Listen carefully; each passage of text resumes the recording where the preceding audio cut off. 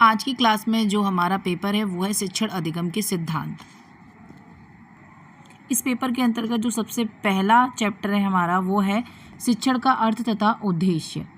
तो इसके अंदर आप देखेंगे कुछ शिक्षण बिंदु दे रखे हैं, प्रमुख शिक्षण बिंदु, जैसे कि शिक्षण का अर्थ, शिक्षण का व्यापक व संकुचित अर्थ। हम शिक्षण का अर्थ समझेंगे और शिक्षण का व्यापक एवं संकुचित अर्थ भी समझेंगे। शिक्षण की परिभाषाएं देखेंगे और उत्तम शिक्षण की विशेषताएं क्या हैं, शिक्षण के प्रमुख उद्देश्य और शिक्षण में प्रयुक्त प्रमुख क्रियाकलाप। तो ये सारे हमारे आज के शिक्षण बिंदु रहेंगे जो कि हमें इस चैप्टर के अंतर्गत पढ़ने हैं। तो आप इसमें देखिए, सबसे पहले हम देखते हैं शिक्षण का अर्थ। तो शिक्षण का अर्थ क्या है? विद्यालयों में सीखने, सिखाने व पढ़ने की प्रक्रिया सामान्यतः शिक्षक द्वारा ही संपन्न की जाती है, इसे ही शिक्षण कहा जाता है। तो अगर आप सामान्य भाषा में समझें तो जो सीखने सिखाने की प्रक्रिया जो विद्यालय में चलती है शिक्षक के द्वारा, उसी को शिक्षण कहा जाता है।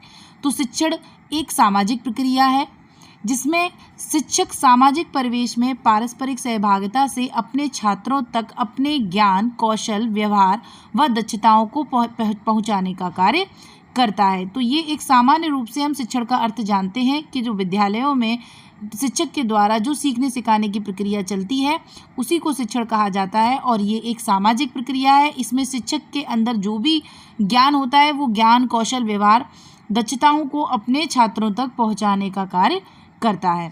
अगर आपसे पूछा जाए कि शिक्षा प्रक्रिया के कितने केंद्र बिंदु होते हैं या कितने ध्रुव हैं, तो इसके कितने केंद्र हैं? शिक्षक, शिक्षार्थी और पाठ्यक्रम, ये 3 बिंदु होते हैं किसी भी शिक्षण कार्य को करने के लिए कि एक तो आपके पास पाठ्यक्रम होना चाहिए, दूसरा शिक्षक होना चाहिए उस पाठ्यक्रम को कराने के लिए, पढ़ाने के लिए, और दूसरा सीखने वाला यानी कि शिक्षार्थी होना चाहिए। ये 3 प्रमुख ध्रुव हैं आपके शिक्षण के। तो ये शिक्षा एक कैसी प्रक्रिया हो गई? तो आपकी ये शिक्षा एक त्रिध्रुवीय प्रक्रिया होती है। उपरोक्त तीनों ध्रुवों के मध्य संबंध स्थापित करने की प्रक्रिया ही शिक्षण है। कौन से आपके तीनों ध्रुव जो अभी हमने पढ़े थे?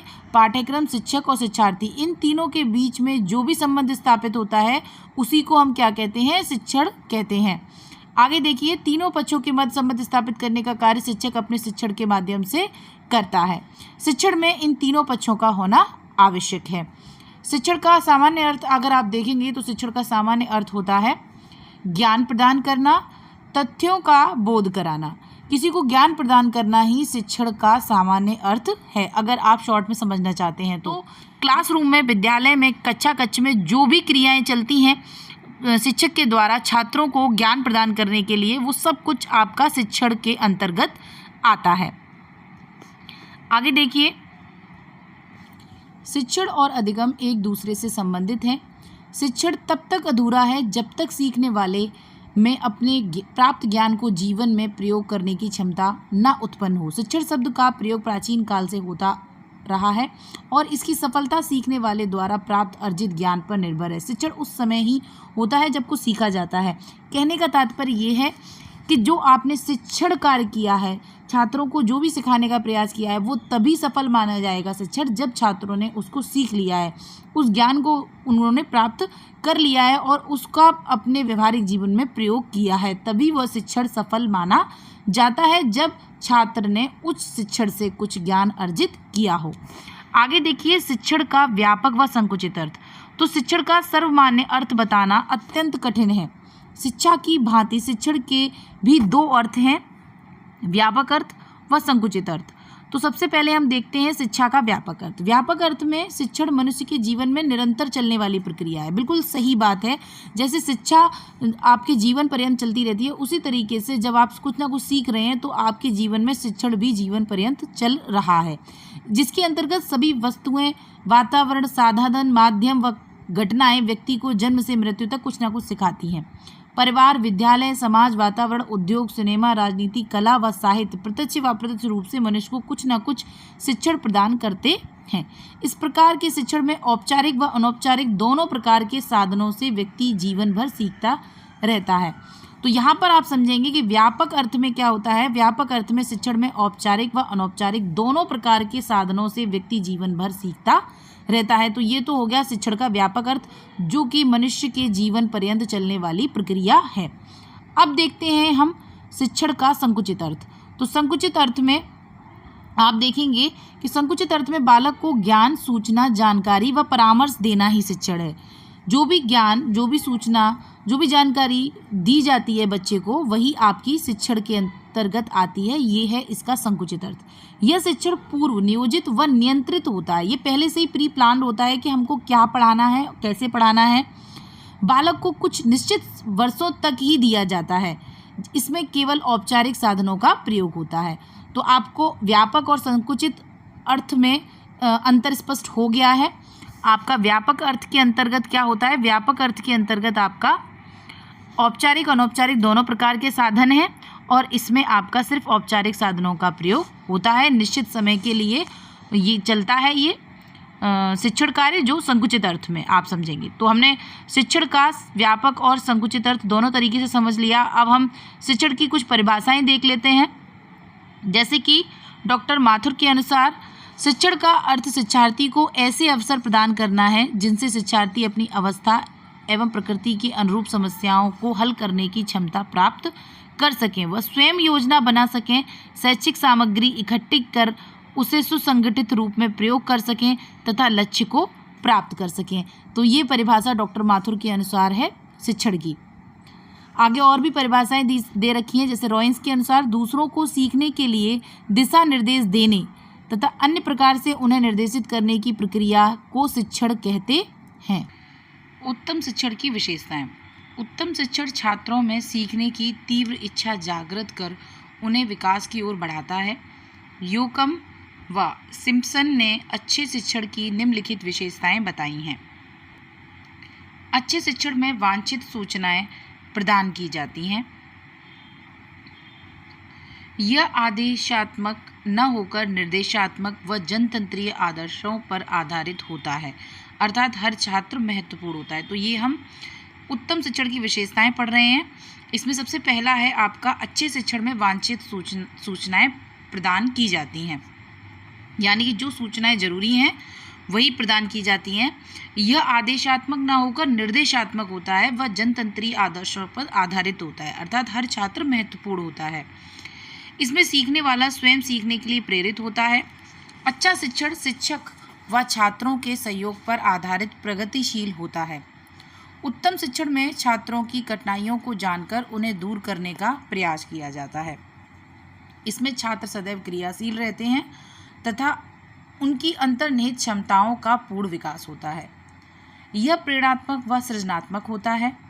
उत्तम शिक्षण में छात्रों की वैयक्तिक भिन्नताओं का ध्यान रखा जाता है। तो ये सारी हमने एक अच्छे शिक्षण की विशेषताएं पढ़ी हैं।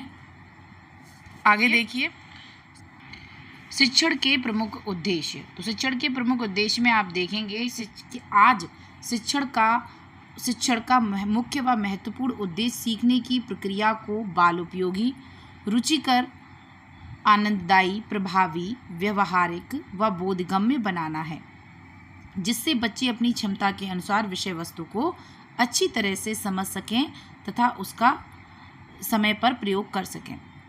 तो जो शिक्षण का जो मुख्य उद्देश्य है, जो महत्वपूर्ण उद्देश्य है, वो यही है कि सीखने की प्रक्रिया को बाल उपयोगी, रुचिकर, आनंददायी, प्रभावी, व्यवहारिक व बोधगम्य बनाना। आगे आप देखिए इसमें लिखा है कि शिक्षण का उद्देश्य मात्र तथ्यों का स्मरणीकरण न होकर दक्षता की प्राप्ति तथा ज्ञानात्मक, भावात्मक, क्रियात्मक योग्यताओं का विकास है। रायबर्न के अनुसार शिक्षण का मुख्य उद्देश्य विद्यार्थी को इस योग्य बनाना है कि वह सफल जीवन जी सके। आगे हम देखेंगे शिक्षण के प्रमुख उद्देश्य। तो शिक्षण के प्रमुख उद्देश्य में आप सबसे पहले देखेंगे शिक्षण का उद्देश्य शिक्षार्थी को जीवनोपयोगी ज्ञान प्रदान करके उनके व्यक्तित्व, क्षमताओं, योग्यताओं व कुशलताओं का अधिकतम विकास करना है। शिक्षार्थियों को सीखने के लिए प्रोत्साहित करना, जिससे वे पढ़ने व अन्य कार्यों में रुचि ले सकें। छात्रों में आत्मविश्वास की भावना जागृत करना, छात्रों की मूल प्रवृत्तियों को सही दिशा देना व उनमें स्वस्थ दृष्टिकोण का विकास करना, जिससे वे समाज व देश वह विश्व कल्याण में अपना महत्वपूर्ण योगदान दे सकें। जीविकोपार्जन करना प्रत्येक व्यक्ति के जीवन में महत्वपूर्ण होता है, अतः छात्रों को स्वावलंबी बनाना, उनमें व्यावसायिक दक्षता उत्पन्न करना भी शिक्षण का उद्देश्य है। छात्रों में नेतृत्व क्षमता, नैतिक व सामाजिक मूल्यों का विकास करना, छात्रों को स्वास्थ्य, स्वच्छता व अपने परिवेश के प्रति जागरूक करना, छात्रों का मार्गदर्शन करना, क्योंकि उचित समय पर प्राप्त मार्गदर्शन सफलता दिलाने में सहायक होता है। तो ये हो गए आपके शिक्षण के उद्देश्य। और भी हैं, छात्र छात्राओं को सक्रिय रखना व उनमें रचनात्मक दृष्टिकोण का विकास करना, छात्रों की कठिनाइयों को दूर करना व अशुद्धियों का निवारण करना, छात्रों को अपने वातावरण से समायोजन करना सिखाना ताकि वह समाज व लोकतांत्रिक राष्ट्र के जिम्मेदार नागरिक बन सकें। शिक्षण में प्रयुक्त प्रमुख क्रियाकलाप। कक्षा में छात्रों के मध्य शिक्षण करते समय शिक्षक निम्नलिखित क्रियाकलाप करा सकते हैं, जैसे कि विषय व पाठ्य वस्तु आधारित गतिविधियों क्रियाकलापों को कराना, छोटे व बड़े समूह में कार्य कराना जिससे बच्चे स्वयं कार्य करते हुए सीख सकें, समझ सकें। तो ये सारी वो क्रियाकलाप हैं जो हम शिक्षण कार्य के दौरान करते हैं अपनी विषय वस्तु को बच्चों को सिखाने के लिए। ऐसे प्रोजेक्ट कार्य कराना जिन्हें बच्चे स्वयं व साथियों के सहयोग से कर सकें, विविध प्रकार के अभ्यास कार्य कराना व उनकी जांच करना, शैक्षिक व मनोरंजनात्मक खेल खिलवाना, वर्णन, व्याख्यान व कथन कहना, प्रश्नोत्तर व प्राप्त उत्तरों को सभी बच्चों के सामने स्पष्ट करना, लिखित और मौखिक अभिव्यक्ति क्षमता के विकास हेतु प्रत्येक बच्चे से वार्तालाप करना, कविता, कहानी, दृश्य चित्र आधारित लेख लिखवाना, सहायक सामग्री का समुचित प्रयोग करना, प्रायोगिक कार्य कराना, चर्चा और परिचर्चा। महत्वपूर्ण बिंदुओं को श्यामपट्ट पर लिखना, प्रेरणा व आवश्यक सुझाव प्रदान करना, मूल्यांकन करना, स्वाध्याय व विचार विमर्श के अवसर प्रदान करना। सरल भाषा में आप कहना चाहें कि वही तरीका शिक्षण का सबसे उत्तम तरीका होगा जिससे कि आपके विद्यार्थी सरल तरीके से सीख सकें। जितने अच्छे तरीके से आपका छात्र उस ज्ञान को अर्जित करेगा वही शिक्षण का सबसे उत्तम तरीका होगा। अब हम देखते हैं मूल्यांकन अभ्यास। सबसे पहला प्रश्न है, त्रिमुखी प्रक्रिया के रूप में शिक्षा के तीन केंद्र कौन कौन से हैं? तो 3 केंद्र हैं, पाठ्यक्रम, शिक्षक और शिक्षार्थी। आगे है आपका शिक्षण क्या है? तो शिक्षण क्या है? सीखने सिखाने की जो प्रक्रिया है, जो शिक्षक के द्वारा शिक्षार्थी को ज्ञान दिया जाता है, वही आपका शिक्षण कहलाता है। शिक्षण को आप 2 तरीके के 2 अर्थों में समझ सकते हैं, व्यापक और संकुचित अर्थ। तो ये तीसरा सवाल यही दे रखा है, अपने व्यापक व संकुचित अर्थ में शिक्षण किसे कहते हैं? तो व्यापक अर्थ में आपका औपचारिक और अनौपचारिक रूप से जो भी हम सीखते हैं वो सब कुछ शिक्षण के अंतर्गत आता है, जबकि संकुचित अर्थ एक निश्चित समय अंतराल में निश्चित समय के लिए दिया जाता है और इसके अंतर्गत औपचारिक शिक्षण आता है, तो उसको हम संकुचित अर्थ में शिक्षण कहेंगे। शिक्षण के उद्देश्य स्पष्ट करते हुए शिक्षण की प्रमुख विशेषताओं पर प्रकाश डालिए। तो अभी हमने डिस्कस किए थे शिक्षण के उद्देश्य। शिक्षण के उद्देश्य बहुत सारे शिक्षण के उद्देश्य हैं, ज्ञान अर्जन और आपके अंदर नैतिक, आध्यात्मिक, बौद्धिक विकास करना और नेतृत्व की क्षमता का विकास करना, ऐसे बहुत सारे हमने अभी उद्देश्य थे, उनको अभी डिस्कस किया था। तो इसी तरीके से शिक्षण की विशेषताओं पर भी अभी हमने थोड़ी देर पहले डिस्कस किया था। तो सारे प्रश्न जो भी हमने पढ़ाए वो सब इसमें हमारे आसानी से हो जाएंगे। शिक्षक अपने शिक्षण को अधिक क्रियाशील, प्रभावी व अंतःक्रियात्मक कैसे बना सकता है? तो बहुत सारी क्रियाकलाप, बहुत सारी एक्टिविटीज़ अभी हमने डिस्कस की थी। उन सभी एक्टिविटीज़ को करके अपने शिक्षण कार्य को अधिक प्रभावशाली और क्रियाशील बनाया जा सकता है। तो ये चैप्टर हमारा यहीं पर फिनिश होता है। अगली क्लास में हम अपना अगला चैप्टर लेके आएंगे। Thank you.